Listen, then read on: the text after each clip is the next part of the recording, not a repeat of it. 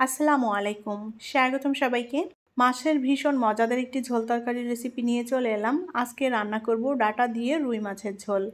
ডাঁটা দিয়ে এই রুই মাছের ঝোলটা খুবই মজাদার হয়, ভাতের সাথে ভীষণই ভালো লাগবে খেতে। কমন একটি রান্না, সবাই রান্না করতে পারে। আমি যেভাবে রান্না করেছি সেটাই শেয়ার করলাম আপনাদের সাথে। এখনও যারা আমার চ্যানেলে নতুন, চ্যানেলটি সাবস্ক্রাইব করেননি, তারা প্লিজ আমার চ্যানেলটি সাবস্ক্রাইব করে নেবেন এবং পাশে থাকা বেল বাটনে ক্লিক করে দিবেন। রান্নার জন্য প্যানে আমি 3 টেবিল চামচ পরিমাণ তেল দিয়ে দেব। এখন এই তেলের মধ্যে দিয়ে দেব মাছ। মাছে আমি আগে থেকেই হলুদ লবণ মেখে রেখেছিলাম, আর এখানে রান্নার জন্য রুই মাছ নিয়েছি। রুই মাছের পরিবর্তে অন্য যে কোনো বড় মাছ দিয়ে একইভাবে রান্না করে নেওয়া যাবে। এখন মাছটা উল্টে পাল্টে আমি একটু লাল করে ভেজে নেব। ঝোলের মাছ খুব বেশি কড়া করে ভাজা যাবে না, হালকা ভেজে নিতে হবে, বেশি ভাজলে মাছটা শক্ত হয়ে যাবে।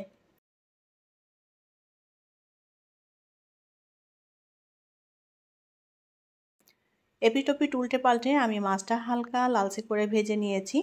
এখন তেল থেকে মাছগুলো তুলে নেব। মাছটা কিন্তু না ভেজে কষিয়েও রান্না করা যাবে।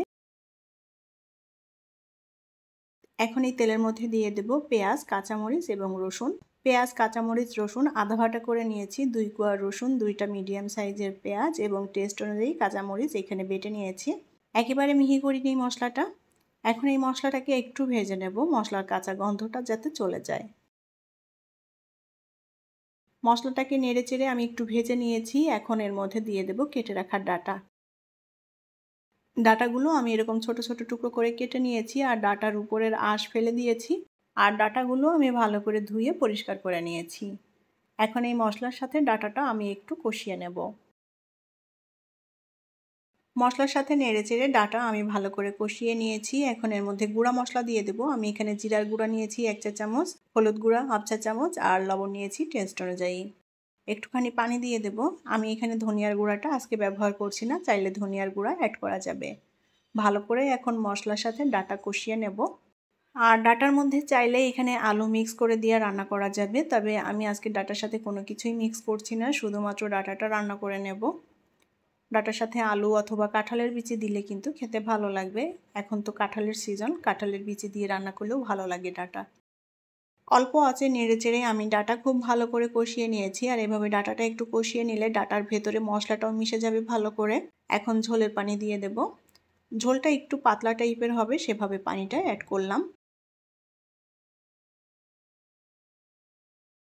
তরকারির ঝোলটা ভালো মতো ফুটে উঠেছে। এখন তরকারির মধ্যে আমি ভেজে রাখা মাছ দিয়ে দেব। মাছ দেওয়ার পর আলতো করে একটু নেড়েচেড়ে দিলাম, আর এখন তরকারিটা আমি আরও 6 থেকে 7 মিনিট মতো রান্না করে নেব। মাছ দেওয়ার পর আমি 7 মিনিট মতো রান্না করে নিয়েছি তরকারিটা। মাছের ঝোল তরকারি রান্না প্রায় শেষ হয়ে এসেছে। লবণ আমার কাছে কিছুটা কম মনে হয়েছে, আমি কিছুটা লবণ অ্যাড করলাম। আর এখন দিয়ে দেব ভাজা জিরার গুঁড়া 1/2 চা চামচ। নেড়েচেড়ে ভালো করে মিলিয়ে নেব। ঝোলটা আমি টানিয়ে নিয়েছি, যতটুকু রাখতে চাই সেভাবে জাল করে। ডাঁটা দিয়ে মাছের ঝোল তরকারি রান্না করা হয়ে গিয়েছে। এখন তরকারিটা নামিয়ে নিয়ে পরিবেশন করব। ডাঁটা দিয়ে রুই মাছের এই ঝোল তরকারিটা সাদা ভাত দিয়ে খেতে ভীষণই ভালো লাগে। গরমের সময় এরকম একটা তরকারি হলে সবাই তৃপ্তি করে ভাত খাবে। আশা করছি ভালো লেগেছে আজকের ডাঁটা দিয়ে মাছের ঝোল তরকারি রান্না। রেসিপিটি ভালো লাগলে লাইক, কমেন্ট এবং শেয়ার করবেন। পরবর্তী রেসিপি দেখার আমন্ত্রণ জানিয়ে বিদায় নিচ্ছি। আল্লাহ হাফেজ।